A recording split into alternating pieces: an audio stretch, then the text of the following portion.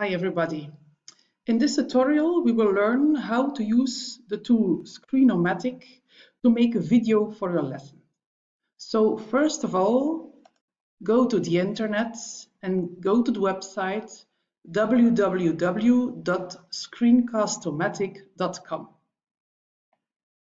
You can immediately start recording a video by clicking on the button Start Recording for Free.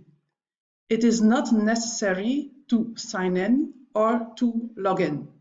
The only thing we need to do is to download and to install the web launcher one time. So I'll click on the button Start Recording for Free. And you can choose here in the drop-down menu your language. I will leave it into English. And now I click the button Launch Free Recorder. You will see that the recorder will be automatically downloaded, so we have to wait a little bit. If that doesn't go automatically, what can happen in software, you click on download, and now we see that the web launcher is here.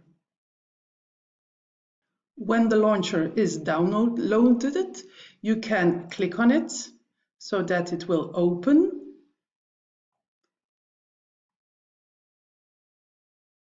That can take a little while, so you see it will automatically be installed on your computer.